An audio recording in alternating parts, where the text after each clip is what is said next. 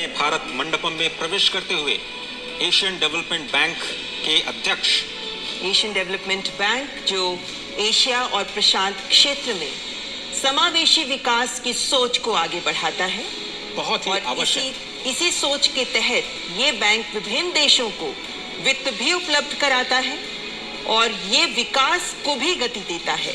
इन मायनों में एशिया के विकास के लिए एशियन डेवलपमेंट बैंक अपनी भूमिका लगातार बढ़ाता रहा है। बहुत बड़ी भूमिका 21वीं सदी, एशिया की सदी और एशिया में फाइनेंस की जो समस्या है उसको दूर करने के लिए एडीबी ने महत्वपूर्ण भूमिका निभाई और कैसे इसको और सशक्त किया जाए, कैसे इसका बेहतर कैपिटलाइजेशन किया जाए, उस पर भी फोकस एडीबी का इस वक्त आप देख रहे हैं। भारत मंडपम के अंदर की तस्वीरें जहां पर योग मुद्राएं भारत की संस्कृति और सभ्यता से हमारे विदेशी मेहमानों को परिचित कराते हुए नजर आएंगे। प्रधानमंत्री नरेंद्र मोदी औपचारिक रूप से इन सभी नेताओं का स्वागत करेंगे। एशियन डेवलपमेंट बैंक के प्रेसिडेंट मासात्सुगु असाकावा जो भारत मंडपम में प्रवेश कर चुके हैं और अब कुछ ही पलों में प्रधानमंत्री उनका औपचारिक स्वागत करेंगे। भारत मंडपम में जिस स्थान से हमारे राष्ट्राध्यक्ष विभिन्न मेहमान गुजरेंगे, उन्हें फ्लैग्स के द्वारा झंडे लगाकर उनका स्वागत किया जा रहा है और भारत मंडपम की खूबसूरती से दो चार होते हुए ये सभी हमारे मेहमान मुख्य स्थल तक पहुंचेंगे। तो एशियाई क्षेत्र में इंफ्रास्ट्रक्चर डेवलपमेंट को बढ़ावा देने के लिए एडीबी की बहुत ही महत्वपूर्ण भूमिका है और भारत एक बहुत ही अहम हिस्सा इस तो प्रधानमंत्री नरेंद्र मोदी इस वक्त एशियन डेवलपमेंट बैंक के प्रेसिडेंट मासात्सुगु असाकावा का स्वागत करते हुए और यहाँ से जो सिलसिला शुरू हुआ है ये लगातार आगे बढ़ेगा। फाइनेंशियल स्टेबिलिटी बोर्ड, वित्तीय स्थिरता बोर्ड के अध्यक्ष क्लास नॉट भारत मंडपम में प्रवेश कर चुके हैं। 2021 से ही वे एफएसबी के अध्यक्ष रहे हैं। उन्हें एक लंबा अनुभव रहा है। वे यूरोपियन सेंट्रल बैंक के गवर्निंग काउंसिल के भी सदस्य हैं, जनरल काउंसिल के भी सदस्य हैं और वे आईएमएफ के बोर्ड ऑफ गवर्नर्स के भी सदस्य हैं। प्रधानमंत्री Narendra Modi financial stability board FSB के अध्यक्ष क्लास नॉट का स्वागत करते हुए और एफएसबी बहुत इंपॉर्टेंट इसलिए क्योंकि आईएमएफ के साथ मिलकर के इन्होंने सिंथेसिस पेपर तैयार किया है।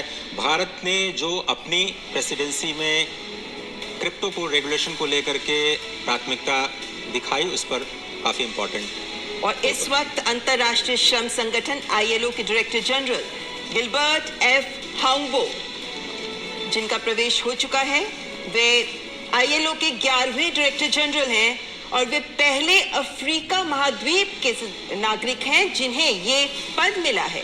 2022 से ही वे इस पद पर आसीन हैं।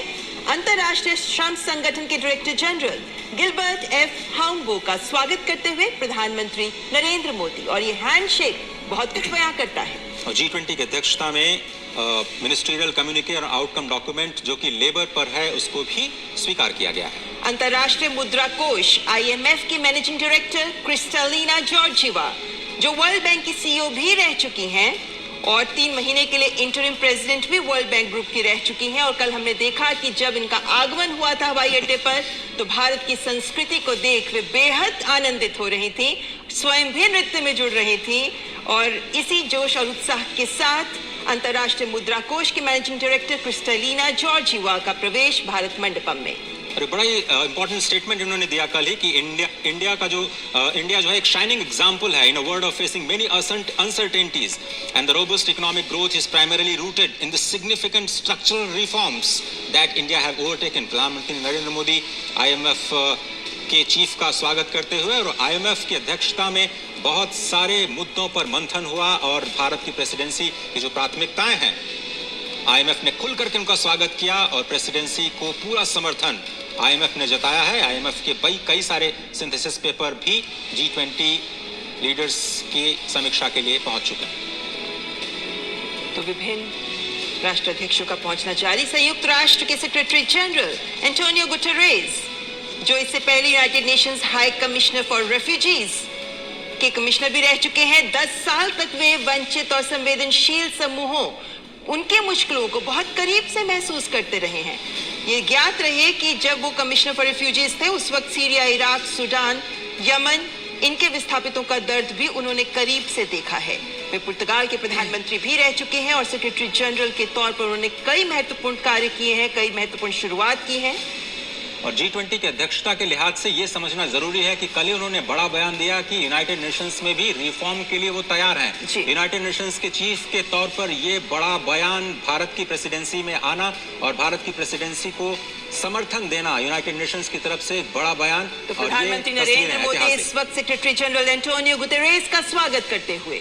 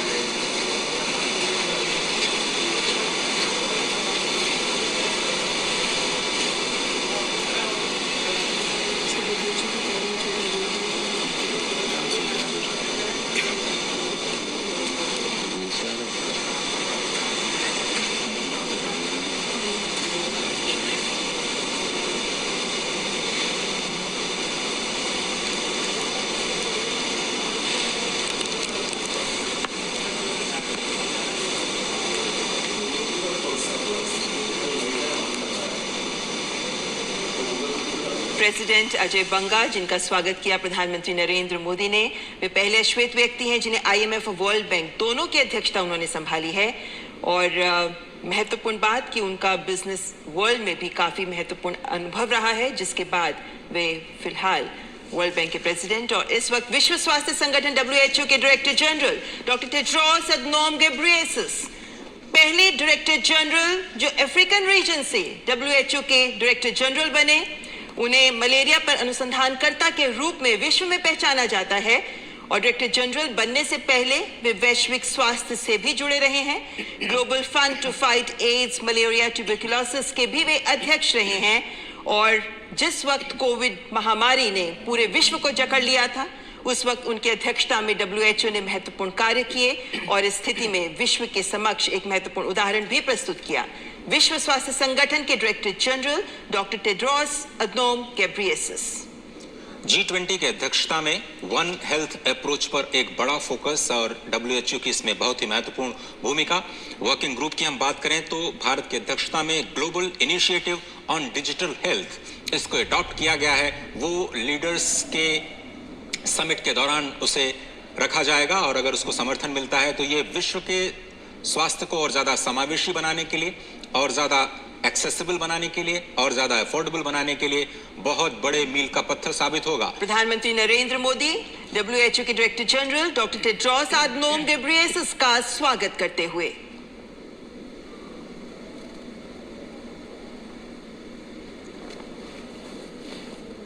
सांकेतिक रूप से लगता है कि उनका हालचाल पूछ रहे हैं प्रधानमंत्री। और अब स्क्रीन पर आप देख सकते हैं OECD यानी आर्थिक सहयोग और विकास संगठन के सेक्रेटरी जनरल मथियास कामन, जो ऑस्ट्रेलिया के वित्त मंत्री भी रह चुके हैं, प्रधानमंत्री नरेंद्र मोदी उनका स्वागत करते हुए। इंटरनेशनल टैक्सेशन और कैपेसिटी बिल्डिंग में OECD की बहुत ही महत्वपूर्ण भूमिका, उनके रिपोर्ट से बहुत ज़्यादा मदद मिलती है। और जो G20 के वर्किंग ग्रुप हैं उनको अपनी चर्चाओं को और आगे बढ़ाने के लिए बहुत ही इंपॉर्टेंट इंटरनेशनल ऑर्गेनाइजेशंस जो कि इनवाइट किए जाते हैं G20 के सम्मेलन में बहुत ही खास इनपुट्स के लिए, जो डिसीजन मेकिंग में बहुत ही अहम भूमिका निभाते हैं। वैश्विक स्तर पर मुद्दों पर समावेशी विकास को समाहित करने में बहुत ही